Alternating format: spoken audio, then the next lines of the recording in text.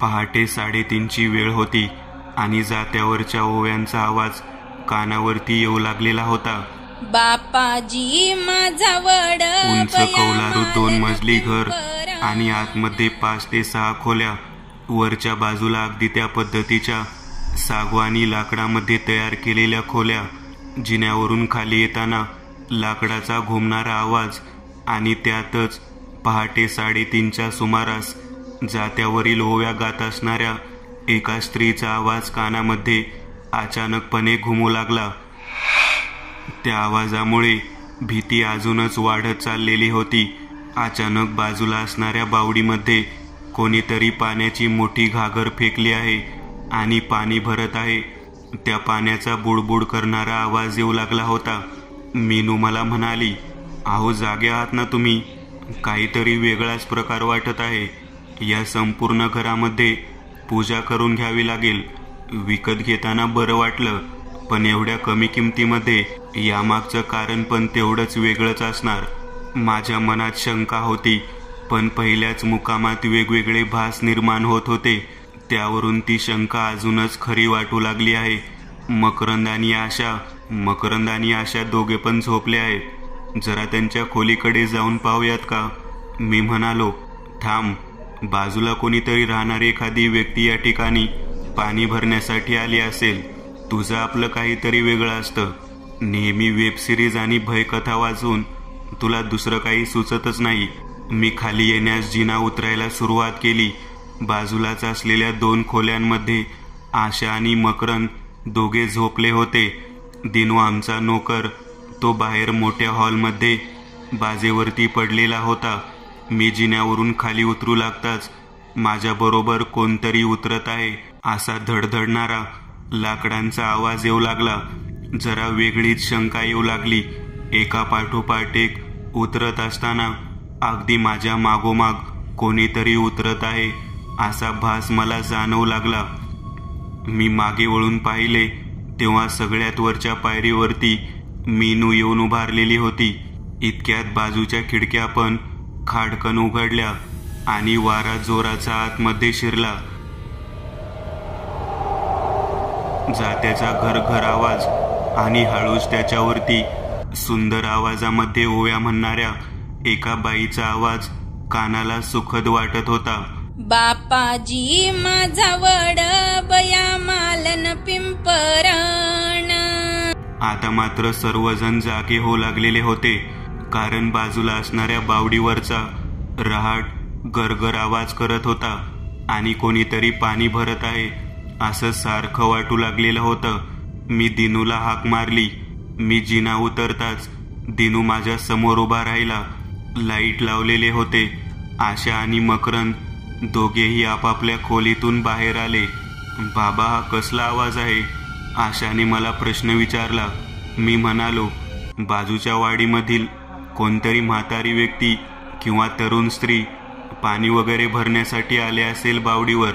तितक्यात मकरंद म्हणाला, जात्याचा घरघर केलेला आवाज तर आपल्या घराच्या जवळच येतो आहे। दिनू म्हणाला, मालक, मला काहीतरी वेगळं वाटत आहे। मी माझ्या मालकिनीला उठवतो। दिनूची बायको राधा बाहेरच्या बाजूला असलेल्या वॉचमनच्या खोलीमध्ये आपल्या लहान मुलांसह झोपलेली होती। ती पण आमच्या दिशेने पळत पळत येताना आम्हाला दिसली। तिच्या हातामध्ये तिचं लहान मूल होतं। राधा म्हणाली, अहो ते पहा, त्या बावडीवरती कोणीच नाही, पण आपोआपच हांडा आणि पाणी हवेमधून दुसरीकडे कोणीतरी भरत आहे असं दिसत आहे, पण व्यक्ती म्हणून कोणीच दिसत नाही। आता मात्र आम्ही सगळेजण रस्त्याच्या दिशेने आहे अशा परिस्थितीमध्ये धावण्यास सुरुवात केली। धावत धावत 1-1.5 किलोमीटर अंतर आम्ही पार केले असेल तेव्हा बाजूला मला एक वस्ती दिसली। तहान भरपूर लागल्यामुळे त्या ठिकाणी एक एक जण करत आम्ही सर्वजण निघालो। मागच्या दिशेने कोणाचेही पाहण्याचे धाडस होत नव्हते, परंतु त्या घरामध्ये 3-4 वृद्ध व्यक्ती आम्हाला दिसत होत्या। त्या बाहेर काहीतरी काम करताना आढळत होत्या। धापा टाकत आम्ही त्या ठिकाणी पोहोचल्यामुळे त्यांनी प्रथम आम्हाला व्यवस्थित बसण्यास सांगितले आणि एवढे जोरात पळत येण्यामागचे कारण काय असावे हे पण विचारले।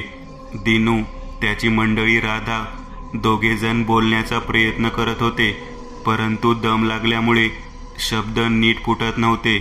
तेवढ्यात 2 म्हाताऱ्या आज्यांनी पाणी पिण्यासाठी तांब्या दिला. बाजूलाच 2 वृद्ध आजोबा झाडून काढण्याचे काम करत होते. पहाटेचे 4:15 वाजले होते. दिनू आणि त्याची मंडळी दोघेही त्यांना घडलेला प्रकार सांगू लागले. मकरंद, आता मी आणि माझी मंडळी आम्ही काहीही बोलण्याच्या परिस्थितीत नव्हतो, कारण भीतीच इतकी वाटत होती की काही शब्दच तोंडातून फुटत नव्हते. घराच्या बाजूला घडलेला प्रकार सांगता एक वृद्ध आजोबा चालत चालत आमच्या दिशेने आले आणि आम्हाला चहा पिण्यासाठी आज चला असे म्हणाले. पाणी पिऊन झाल्यानंतर आम्ही त्यांच्या मोठ्या कौलारू घरामध्ये प्रवेश केला. संपूर्ण जुन्या काळातील ती इमारत वाटत होती. त्यांच्यापेक्षाही 10-12 वर्षांनी मोठे असणारी एक आजी आराम खुर्चीवरती आतमध्ये बसलेली आम्हाला दिसली. ती या म्हणू लागली, आणि नानू, चहा करून आण बरं सर्वांसाठी. तिचे हक्काने काम सांगणे यावरून आम्ही ओळखले की ही घरातील सर्वात मोठी व्यक्ती आहे. आजोबांनी आतमध्ये जाऊन चहा टाकला आणि बाहेर चौफळ्यावरती येऊन ते आमच्याशी चर्चा करू लागले. आम्ही त्या घरातील घडलेली घटना अगोदरच सांगितलेली होती. नंतर मी त्यांच्याशी बोलू लागलो. 250 वर्षापूर्वीचे घर आम्ही विकत घेतलं होतं, परंतु यामागची पार्श्वभूमी कोणालाच माहीत नव्हती.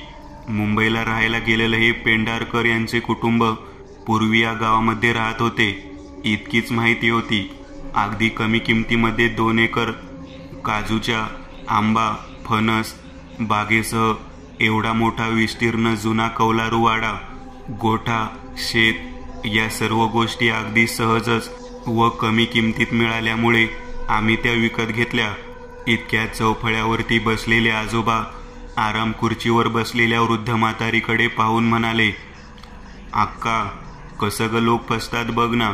कमी किमतीमध्ये यांनी काय विकत घेतलं यांनाच माहीत नाही. आजोबांच्या बोलण्यामुळे आम्ही जरा अवाकच झालो. त्यांना नक्कीच या वास्तूबद्दल किंवा येथील लोकांबद्दल माहिती असणार हे आम्हाला यावरून लक्षात आले. अक्का म्हणणारी आराम खुर्चीवाली आजी विक्षिप्त पद्धतीने हसू लागली आणि म्हणाली, बघ ना नानू, आता किती जण या ठिकाणी येणार आणि असेच जाणार बघ. त्यांच्या या बोलण्यावरती मध्येच मी म्हणालो, आजी, तुम्हाला या जागेबद्दल काही माहिती आहे का? त्यावरती म्हणाली, माहिती आहे का म्हणजे माझीच नारी ती जागा. त्यावर नानू म्हणायचे आजोबा म्हणाले, चहा घ्या. होय, अक्काची जागा आहे ती. अक्का म्हणायची जी आजी होती ती आम्हाला म्हणाली, शांततेने बसा, चहा घ्या, मी सर्व हकीकत तुम्हाला सांगते. आजीच्या बोलण्याकडे लक्ष देत आम्ही सर्वजण तेथे एकटक नजरेने पाहत होतो. आजीने बोलायला सुरुवात केली. ती म्हणाली, साधारण 1915 ते 1927 या 12 वर्षाचा कालावधी असेल. ते घर अगदी सुंदर पद्धतीने सजलेलं होतं. या दरम्यानच्या 12 वर्षांमध्ये विविध पद्धतीच्या घटना त्या घरामध्ये घडून गेल्या. सरू म्हणून अतिशय सुंदर आणि खूपच देखणी मुलगी त्या घरात नांदण्यासाठी आली. तिचे वय जेमतेम 13 वर्षाचे होते. उंच आणि मध्यम बांधा अशी आणि दिसायला नाकेली आणि सुरेख. त्यावेळी घरामध्ये एकत्र कुटुंब पद्धती असल्यामुळे जवळजवळ 23 ते 24 जण एकत्रित राहत होते. तितकेच घरातील चाकर आणि शेतात राबणारे गडी. सरूचा जो नवरा होता त्याचे नाव दिवाकर. हा अतिशय हुशार आणि अतिशय सुटसुटीत मुलगा होता. सरूचे लग्न त्याच्याबरोबर झाले तेव्हा तो 20 वर्षाचा होता. तो तालुक्याच्या गावी नेहमी कामानिमित्त जात असे. सरूचे माहेर सासरच्या घराला लागून 1 किलोमीटर वरतीच होते. सरू ही तशी त्यांच्या पाहुण्यापैकीच होती. घरामध्ये वेगवेगळ्या प्रकारच्या परंपरा, रूढी यामध्ये सर्वजण साजरे केले जात असे. त्यातच जुन्या काळातील 2 जणी सवळ्या म्हाताऱ्या घरात होत्या. वेणुताई आणि कुसुमताई अशी त्यांची नावे होती. त्या दोन्ही इतक्या खाष्ट म्हाताऱ्या होत्या की सरूची सासू सुद्धा त्यांना प्रचंड घाबरत असे. वेणुताई ही सरूची आजी सासू होती. कुसुमताई ही वेणुताईची जाऊ होती. त्या घराला एक प्रकारचा श्राप होता. मुलगा जन्माला व तो 21 वर्षाचा झाला की घरातील एक व्यक्ती दगावत असे. मग ती कोणती पण व्यक्ती असो किंवा तो स्वतः मुलगा असो. दिवाकर 20 वर्षाचा झाला होता. त्याचे वडील म्हणजे सरूचे सासरे पद्माकर यांच्या बाबतीत पण असेच घडलेले. सर्वांना घरात चिंता लागून राहिली होती. काहीतरी अशा प्रकारचे कारण होते की बरेच जण म्हणायचे त्यांच्या घरातील व्यक्तींनी ओल्या बाळंतिणीला विहिरीत ढकलून मारले आहे, म्हणून त्यांना हा श्राप आहे. सर्व आपल्या नादामध्ये अल्लड मुलीगत सर्व घरातील लोकांची वागत होती.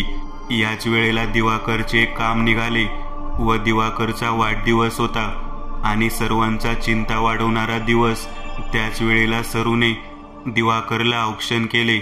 सरूने अगदी प्रेमाने दिवाकरला निरोप दिला. सर्वांनी दिवाकर कामाला चाललेला आहे हे पाहून आनंदाने निरोप दिला. दिवाकर नेहमीप्रमाणे आपल्या कामानिमित्त तालुक्याच्या गावाला जाण्यासाठी निघाला आणि पायवाटेने जात असताना त्याला सर्पदंश झाला. बैलगाडी झुपेपर्यंत दिवाकरच्या तोंडातून फेस येऊ लागला आणि क्षणार्धात दिवाकरही देवाघरी गेला. सर्वांच्या आयुष्यात जणू नरक्या पानांचा काळ सुरू झाला. त्यात दोन्ही अतिशय खाष्ट आणि तितक्याच भयानक पद्धतीने वागणाऱ्या घरात पुरुष माणूस म्हणून फक्त 4 व्यक्ती जिवंत होते. ते दिवाकरचे चुलते होते. ते पण ब्रह्मचारी राहिल्यामुळे कुसुमताई आणि वेणुताई यांनी सरूवरती विधवा स्त्रीचे जे संस्कार असतात ते करायला भाग पाडले आणि तिला बालवयामध्ये केशोपन करायला सांगितले. आपल्या सौंदर्यावरती आणि केसावरती प्रचंड प्रेम असणाऱ्या सरूला नाईलाजास्तव सर्व गोष्टी सहन कराव्या लागल्या. त्या बाळंतीण बाईचा श्राप खरा ठरला अशी चर्चा पंचक्रोशीमध्ये सुरू होती. या गोष्टीचा शोध कोणी घेण्याचा प्रयत्न केला नाही, परंतु सरूवरती अत्याचार मात्र सुरू झाले. तिला एक वेळचे जेवण आणि एक वेळ उपाशी ठेवले जाऊ लागले. घरात ब्रह्मचारी असणारे 4 व्यक्ती आणि त्यातच मुख्य गोष्ट म्हणजे चाकर लोकांमधील तरुण असणारा गणेश याच्याकडे सरूची नजर सारखी जाऊ लागली. सरू 16 वर्षाची होती. तिचा पाय वयोमानानुसार घसरणारच हे ठरलेलेच होते. गणेश बरोबर तिचे सूत जुळले आणि पहाटेच्या वेळी विहिरीजवळ ते दोघे जण भेटू लागले. ही वेळ सरूला फार छान वाटत असे, कारण या वेळेला कुसुमताई, वेणुताई आणि सरूची सासू शालूबाई या सर्वजणी जात्यावरती दळण दळणे, सडा समार्जन करणे तसेच पूजेची तयारी करणे यामध्ये मग्न असत. सरू मात्र बिचारी पाणी भरण्यासाठी विहिरीवरती भरलेली असायची आणि तिथेच गणेश पण गुरांना पाणी पाजायला त्यांना धुण्यासाठी येत असे. सरूचे आणि गणेशचे इतके प्रेम होते की त्या दोघांमध्ये वासनेचा खेळ सुरू झालेला होता. प्रेमाची भूक न भागलेली सर्व गणेशा रूपाने आपल्या पतीकडून राहिलेले शरीर सुख रोजच पहाटेच्या वेळी घेऊ लागली आणि जसे म्हणतात तसे निसर्गाने चमत्कार दाखवला. सरू कोरड्या उलट्या करू लागलेली होती आणि इतर घरातील स्त्रियांना याची जाणीव झाली. सरूला बेदम मारण्यात आले. नुसते मारून त्यांचे भागले नाही, तर तिला एका खोलीत कोंडून तिच्या अंगाला चटके देण्यात आले. यात वेणुताई आणि कुसुमताई या दोघींनी तर कहरच केला. तिच्या राहण्याची सोय जनावरांच्या गोठ्यात शेजारच्या खोलीमध्ये केली. तिला एकदाच जेवण द्यायला सुरुवात केली आणि तिची इच्छा नसताना तिचा गर्भपात केला.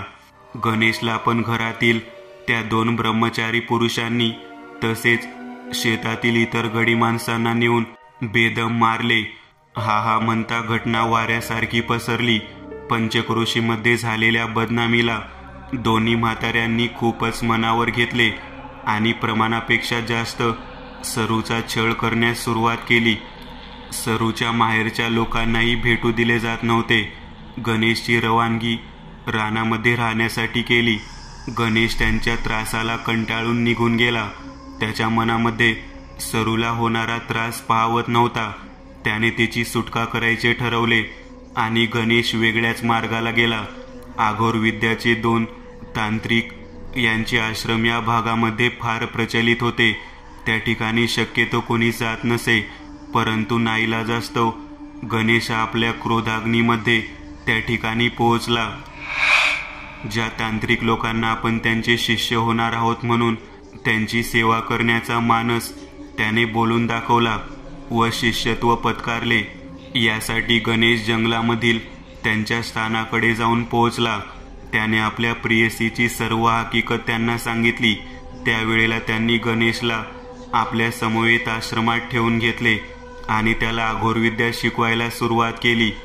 गणेश 1 वर्षापर्यंत या विचित्र विद्येचे ज्ञान घेऊन घराकडे परत आला. सरू ही सर्व गोष्टीतून अल्पित असल्या कारणाने तिचे केस वाढलेले होते, परंतु तिची तब्येत खूपच हालाकीची झालेली होती. गणेशने आपल्या वशीकरण विद्येच्या जोरावरती सरूची सुटका तिथून करायचे ठरवले आणि एका रात्री सर्वांनाच वश करून त्याने सरूला त्या नरकातून सोडवले. सरूची तब्येत इतकी विचित्र झाली होती की ती व्यवस्थित चालूही शकत नव्हती. त्यातच दिवाकरची सर्वात लहान बहीण म्हणजे सविता हिचे लग्न कार्य घरात होणार होते.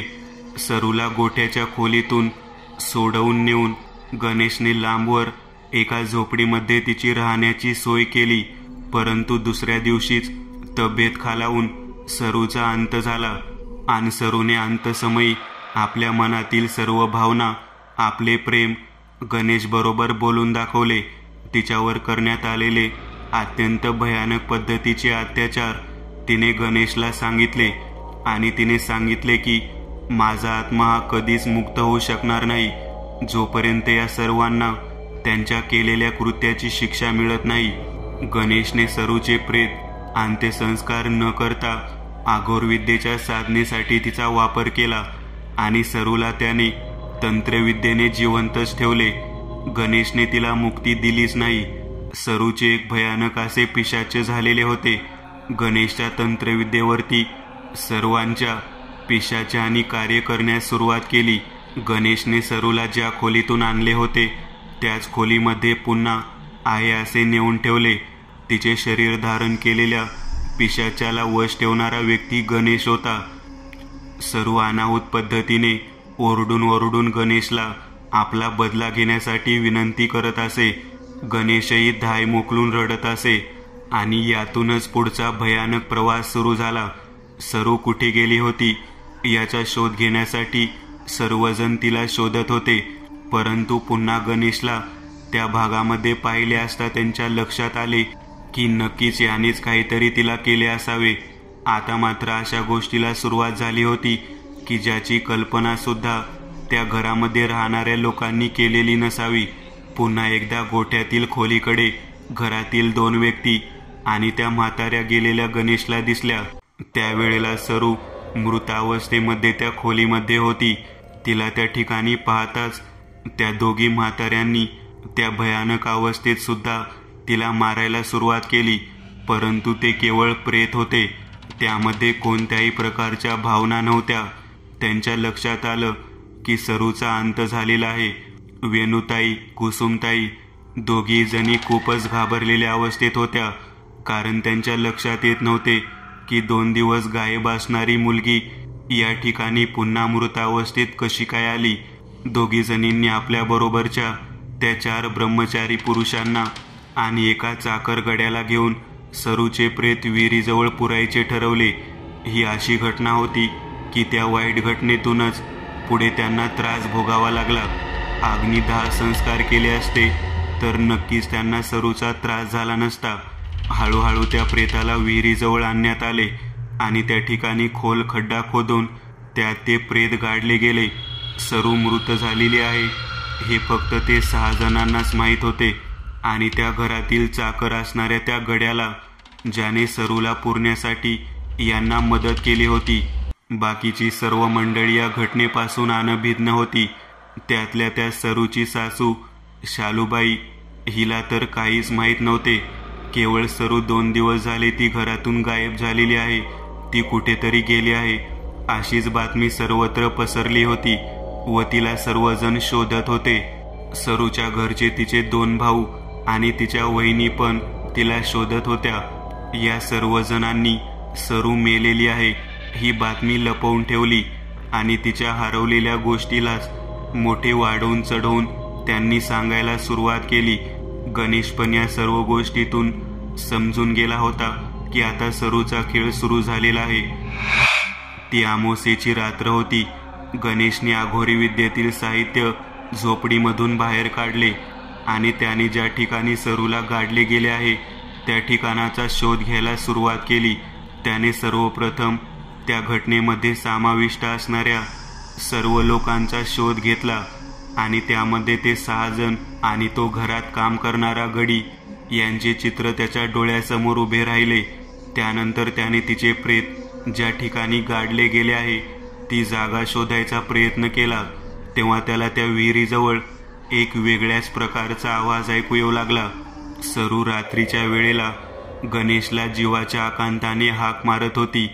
गणेश मध्यरात्री त्या ठिकाणी जाऊन सरूचे प्रेत बाहेर न काढता तेथील जागेवरती काळी हळद आणून एका पुडीमध्ये बांधून 2 कणकेच्या भावल्या तेथे गाडल्या. सर्व आता त्या जागेतून बाहेर फिरण्यासाठी मुक्त झालेले होते. सर्वात प्रथम घरामध्ये आनंद म्हणजे दिवाकरच्या लहान बहिणीचं लग्न कार्य होतं. त्याच वेळेला तिने पहिला घात घातला. सरूने पहिला घात त्या मुलीवरच केला. लग्नाच्या अगोदर मुहूर्ताच्या वेळेस तिने वेड्यासारखे वागायला सुरुवात केली आणि हा बदला मुलाकडील लोकांना लक्षात आला आणि लग्न मोडले. सरूने त्या मुलीला झाड म्हणून वापरायला सुरुवात केली होती. सरूचा प्रवेश तिच्या शरीरामध्ये झालेला होता. ज्या विचित्र पद्धतीने तिला उपाशी ठेवून मारण्यात आले होते आता ती एकेकाला संपवण्याच्या बेतामध्ये होती. तिच्या शरीरामध्ये प्रवेश झाल्यानंतर सर्वांच्या लक्षात आले की आपण आपली भूक हिच्या माध्यमातून पूर्ण करू शकतो. गणेशवर असणारे प्रेम त्याच्याकडून न मिळालेल्या प्रेमासाठी ती गणेशला भेटू लागली. केवळ शरीर हे तिच्या ननंदेचे म्हणजे निशाचे होते. ही दिवाकरची बहीण होती. तिला लागलेल्या भुकीची पूर्ती सहजासहजी भागणारी नव्हती. गणेशनं न केलेले अघोरी कृत्य पुढे किती भयानक होईल याची त्यांनाही कल्पना नव्हती. एकापाठोपाठ एक करत निशाच्या शरीराच्या माध्यमातून घरातील पुरुष लोकांना संपवण्यास सुरुवात केली. त्यात पहिला नंबर होता ज्याने सरूचे प्रेत गाडण्यासाठी मदत केली त्या गड्याला रात्रीतूनच तिने जागेवरून उचलले आणि त्याच विहिरीच्या पाण्यामध्ये बुडवून मारले. आता अशी परिस्थिती झाली होती की सकाळी त्याचे प्रेत सापडल्यानंतर लोकांना समजेना की हा रात्रीत कसे काय पाण्यात पडला, कारण तो गडी तर पोहण्यामध्ये तरबेज होता. निशा त्याच वेळेला सकाळी त्या ठिकाणी आली. तिच्या शरीरामध्ये असणारी सरू ते सर्व काही पाहून मनातल्या मनात हसत होती. तिच्या चेहऱ्यावरचे भाव घरातील वृद्ध स्त्री असणाऱ्या कुसुमताईच्या लक्षात आले. तिने ओळखले तिच्यावरती कोणत्या तरी वाईट शक्तीचा प्रादुर्भाव झालेला आहे. तेवढ्यात वेणुताईला ध्यानात आले की नक्की सरू ही पिशाच झाली असावी आणि तिने बदला घेण्यासाठी याला मारले असावे. परंतु कोणते वेगवेगळ्या प्रकारच्या खुणा वगैरे काही दिसत नव्हत्या. त्याच्या शरीराला कसलीही इजा झालेली नव्हती. केवळ तो बुडून मेलेला होता. कुसुमताईने वेणुताईला आपली इच्छा बोलून दाखवली. ती निशाच्या चेहऱ्यामध्ये जो बदल दिसत आहे तो नक्कीच भयानक आहे. त्यांचे बोलणे चालू असतानाच शालूबाई ज्या ठिकाणी होती ती म्हणाली, असे काही नाही, माझ्या पोरीला वेड लागलेले नाही. उगाच लोक तिला वेडी वेडी म्हणून तिचे लग्न मोडले. विनुताईंनी कुसुमताई यांना खरी घटना माहीत होती. शालूबाईला यातील काहीच माहिती नव्हती. घरातील 4 ब्रह्मचारी पुरुषांना सुद्धा ही सर्व घटना जशीच्या तशी माहिती होती. याचा मृत्यू झाला होता. आता 6 जण राहिले होते. त्याच वेळेला कुसुमताईंनी एक अटकल लढवली. तिने ठरवले की निशाचे लग्न जमवण्यासाठी पुणे येथील मुलांना बोलवून घ्यायचे आणि त्याच्याबरोबर निशाचे लग्न लावून तिला या घरातून पिटाळून लावायचे. लग्नासाठी जो मुलगा होता तो आनंद होता. त्याच्या आईवडिलांचा अंत झालेला होता. केवळ निशाला घरातून पिटाळून लावण्यासाठी त्या अनाथ असलेल्या आनंद बरोबर लग्न लावून द्यायचे असे घरातील त्या दोन्ही म्हाताऱ्याने ठरवले होते. आनंद जरा विचारसरणीचा व्यक्ती होता. तो पुण्यामध्ये असल्या कारणाने या काळात सुद्धा तो नवीन विचारसरणी धारण करणारा व्यक्ती होता. तो गावाकडे आला. निशा समवेत त्याला मोकळा वेळ देऊन त्या दोघांची मन जुळवण्याचा प्रयत्न घरातील व्यक्ती करणार होते. जुन्या काळामध्ये ज्या पद्धतीने मंदिरात किंवा इतर ठिकाणी दोघांना भेटायसाठी पाठवले जात असावं, त्या पद्धतीचा हा पहिलाच प्रयोग त्या घरामध्ये घडलेला होता. निशाच्या शरीरामध्ये असणाऱ्या सरूला ही घटना अजिबात आवडली नव्हती. त्यातच गणेश सुद्धा भयंकर चिडलेला होता. कारण जर निशा तिथून निघून गेली तर निशाच्या शरीरात असलेल्या सरूचे प्रेम गणेशलाही मिळणार नव्हते. आणि त्याच वेळेला गणेशने आघोरी तंत्राचा वापर केला आणि सरूला प्रचंड मंत्र साधनेने अजूनच उग्र रूप धारण करायला त्याने भाग पाडले. त्याने निशा आनंद बरोबर बाहेर आंब्याच्या वनात गेले असतानाच तितक्याच भयानक पद्धतीने आनंदच्या नावाची बाहुली बनवली आणि त्याने सरूच्या गाडलेल्या त्या विहिरीच्या जवळच्या ठिकाणी नेऊन पुरली. निशाच्या शरीरामध्ये अतिशय भयानक पद्धतीने सरू जागृत झालेली होती. आनंद बरोबर बोलताना त्याला 2 मिनिटाकरता डोळे मिटायला लावले आणि हीच ती वेळ साधून तिने अक्षरशः त्याची मुंडी मुरगाळून त्याचे रक्त प्यायला सुरुवात केली. तिचा तो अवतार इतका भयानक होता की तिने अक्षरशः एखाद्या राक्षसिनीप्रमाणे कराकरा तुकडे खावेत या पद्धतीने आनंदचे मुंडके फस्त केलेले होते. सायंकाळच्या वेळेला चाललेला हा भयानक प्रकार कोणाच्याही लक्षात आला नाही. यातील सरू त्याचे शरीराचे भाग खाऊन झाल्यानंतर सरू शांत झालेली होती आणि प्रचंड आक्रोशामध्ये विवळत होती. तिचा उन्माद पूर्ण झालेला होता. तिला गणेशनेही पुन्हा आपल्या स्थानी बोलावून घेतले. घराकडे आल्यानंतर घरातल्या लोकांनी आनंदबद्दल विचारणा केली तेव्हा तिने अगदी सहजपणे सांगितले, तो पुण्याला निघून गेलेला आहे. अचानकच आनंद पुण्याला कसा काय निघून गेला त्याचा निरोप नाही. त्याचे साहित्य सगळे इथे आहे. तो हिला भेटला आणि पुण्याला निघून गेला. यामुळे घरात लोकांच्या मनामध्ये शंका उपस्थित होऊ लागली. तिला बऱ्याच वेळा खोदून विचारण्याचा प्रयत्न केला परंतु ती अगदी सहजरित्या सांगत होती. आनंदला महत्त्वाचे काम होते. त्याच्या लक्षात आले आणि तो निघून गेला. जाताना त्याने सांगितले आहे की पुढच्या आठवड्यामध्ये येतो, पुन्हा भेटायला येईल. दोन्ही वृद्ध म्हाताऱ्यांना तिच्या बोलण्यावरती विश्वास बसेना. घरातले 4 ब्रह्मचारी पुरुष जे होते त्यांच्या पण लक्षात आले की नक्कीच काहीतरी घोळ आहे. तेव्हापासून त्यांनी तिच्यावर लक्ष ठेवायचे ठरवले. गणेश हा पुढच्या लक्ष्याकडे केंद्रित होऊन बसलेला होता. गणेशला काही केल्या निशा ही हवी होती. त्यामुळे तिच्या घरातले तिच्या लग्नाबद्दल चर्चा करत आहेत. त्या प्रत्येकाला संपवण्याच्या दृष्टिकोनातून त्याने प्रयत्न सुरू केलेला होता. निशाच्या शरीरामध्ये असणारी सरू ही पण आपल्या आयुष्यात झालेल्या भयानक अत्याचारांचा बदला घेण्यासाठी मनोमन तडफडत होती. तिच्या मनात सर्वात जास्त राग कुसुमताई आणि वेणुताई बद्दल होता. घरातले 4 ब्रह्मचारी पुरुष होते. त्यांना संपवणे इतके सोपे नव्हते कारण ते सतत देवदेव करण्यामध्ये असलेले होते. त्यांच्या शरीरावरती अनेक अशा प्रकारच्या धार्मिक दैवी गोष्टी होत्या की ज्यामुळे सरू सहजासहजी त्यांना हात लावू शकत नव्हती. ही एक अशी गोष्ट होती की इच्छा असून सुद्धा त्यांना मारू शकत नव्हती. जेव्हा घरामध्ये एखादी व्यक्ती जाईल त्या 10 दिवसाच्या कालावधीमध्ये जेव्हा देवधर्म पूजा थांबवली जाईल त्याच वेळेला त्यांना मारू शकत होती. त्यामुळे सरूला सर्वात अगोदर कुसुमताई आणि वेणुताई या दोघींना संपवायचे होते. म्हणजे त्यांच्या दिवसवाराच्या वेळेला नक्की 4 जण देवधर्म करू शकत नव्हते. पुढचे लक्ष होते ते या दोन्ही म्हाताऱ्या. परंतु शालूबाईला नकळत ब्रह्मचारी असणारा बंडू त्यांच्यावरती लक्ष ठेवून होता. तो निशा ज्या ठिकाणी झोपते त्या खोलीच्या बाहेरच्या बाजूला बाजेवरती तो झोपत असे. म्हणजे निशाला रात्रीच्या वेळी बाहेर पडताना किंवा इतर कोणत्याही हालचाली करताना तो लक्ष ठेवू शकत होता. बंडू बरोबरच मदन, दादा काका आणि बापू काका हे 4ही ब्रह्मचारी लोक निशाच्या शरीरावरती लक्ष ठेवून होते. निशाच्याही गोष्ट लक्षात आली नव्हती, कारण रात्रीच्या वेळी निशा जेव्हा झोपत असे ती झोपल्यानंतर बंडू त्या ठिकाणी झोपायला येत होता. त्यातच दुसऱ्या दिवशी आनंदचा शोध घेण्यासाठी त्यांनी ज्या जागी आनंद व निशा दोघेजण गेले होते त्या ठिकाणी जायचे ठरवले. म्हणजे आनंद नेमका पुण्याला गेला का नाही, का त्या जागी काही विचित्र घडले याबाबत त्यांना शोध घ्यायचा होता. दादा काका म्हणाला, मी या गोष्टीचा शोध घेईन.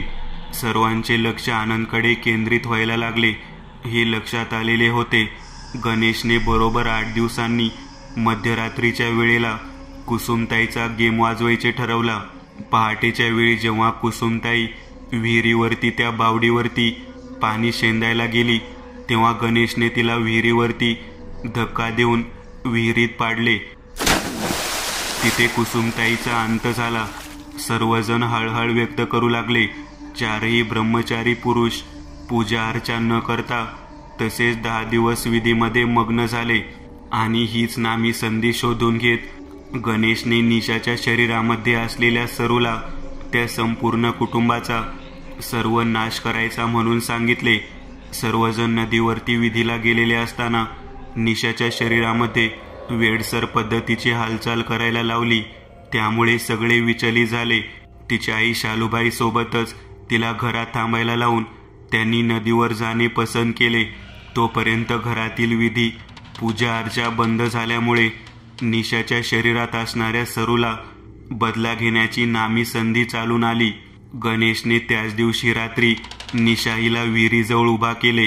तिच्या शरीरात असणाऱ्या सरूला त्याने आदेश दिला की विहिरीजवळच थांबायचे आणि त्याने प्रत्येकाच्या नावाच्या छोट्या छोट्या कणकेच्या भावल्या करून तिच्या हातात दिल्या. अचानक निशा बाहेर कशी काय आली हे पाहण्यासाठी घरातील 4ही ब्रह्मचारी पुरुष एका पाठोपाठ एक तिचा शोध घेऊ लागले. विहिरीजवळ असलेल्या झाडावरतीच निशा थांबली. तेव्हा त्या ठिकाणी वेणुताई आली. गणेशने वेणुताईच्या नावाची बाहुली निशाला विहिरीत फेकून द्यायला सांगितली. वेणुताई त्या ठिकाणी आल्यानंतर तिने निशाला विचारले, तू इथे का थांबली आहेस? तेव्हा ती म्हणाली, मी निशा नाही, मी सरू आहे आणि माझी तहान अजून भागलेली नाही. तिने वेणुताईला विहिरीमध्ये ढकलून दिले. अचानक विहिरीमध्ये वेणुताई पडल्यामुळे मोठा आवाज झाला. त्यावेळेला निशाचा शोध घेणारे दादा त्या ठिकाणी आले. दादांना त्या ठिकाणी पाहिल्यानंतर निशाने ओरडायला सुरुवात केली, वेणू आजी विहिरीत पडली, वेणू आजी विहिरीत पडली. तेव्हा दादा खाली वाकून पाहू लागला. तेव्हा त्याच्या डोक्यावरती जोरात दगडाचा प्रहार करून तिने त्यालाही विहिरीत ढकलून दिले. एका पाठोपाठ एक क्रमवार पद्धतीने तिने 4ही ब्रह्मचारी पुरुषांना सुतकाच्या काळामध्ये मृत्युमुखी पाडले आणि त्या विहिरीमध्ये त्यांना ढकलून त्यांचा जीव घेतला. हा संपूर्ण प्रकार ऐकल्यानंतर मकरंद त्या वयोवृद्ध आजीकडे पाहत म्हणाला, इतकी वर्ष झालेली घटना आहे, तुम्हाला कशी काय माहिती? मी सुद्धा मकरंदला म्हणालो, तुझ्या बोलण्यामध्ये तथ्य आहे. अहो आजी, एवढी वर्ष जुनी घटना आहे, तुम्हाला कशी काय माहिती? तेव्हा ती आजी म्हणाली, ती सरू मीच आहे. हे जे शरीर आहे ते निशाचेच आहे आणि इथे असलेले सगळेजण माझी बहीण आणि 2 भावंड आहेत. आता जो काही प्रकार, जो आवाज, जे काही तुम्ही ऐकलं ते सगळं काही त्या घरात आजही घडत आहे. आतापर्यंत त्या घरात ज्याने राहण्याचा प्रयत्न केला तो व्यक्ती जिवंत राहिलेलाच नाही. अचानक तिचे हे बोलणे ऐकल्यानंतर काही क्षणात आम्ही तिथून माघारी फिरण्याचा प्रयत्न केला, परंतु नरड्यामध्ये आग लागावी या पद्धतीने त्रास सुरू झाला. नेमकं काय झालं ते कळेना. डोकं गरगरू लागलं आणि एका पाठोपाठ एक आम्ही सर्वांनी उलट्या करायला सुरुवात केली.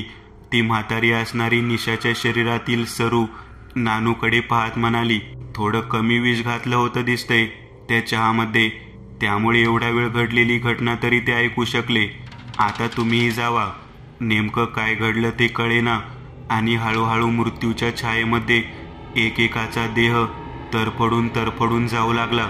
समोर एक वाक्य लिहिलेलं येऊ लागलं. मृत्युमुखी पडत असताना सुद्धा संपूर्ण कहाणी नजरेसमोर दिसू लागली. आपण चुकीच्या घराला विकत घेतलं आणि त्या सैतानी असलेल्या स्त्रीच्या कचाट्यामध्ये सापडलो आणि आपल्या कुटुंबाचा सुद्धा जीव गमावून बसलो. डोळ्यासमोर ते लिहिलेलं वाक्य शेवटी अनंतात विलीन होताना तसंच डोळ्यासमोर राहिलं. ते वाक्य होतं, सरू, एक न भागलेली तहान. मित्रांनो, आज पुरतं एवढंच. तुम्हाला जर काही गोष्ट आवडली असेल तर नक्की लाईक करा. तुमच्यापैकी बरेचसे जण व्हिडिओ लाईक न करताच पळून जातात, पण हा जर व्हिडिओ तुम्ही लाईक केला तर मला जरा बरं वाटेल आणि असेच भारी भारी व्हिडिओ बनवायची माझ्यात एनर्जी येईल.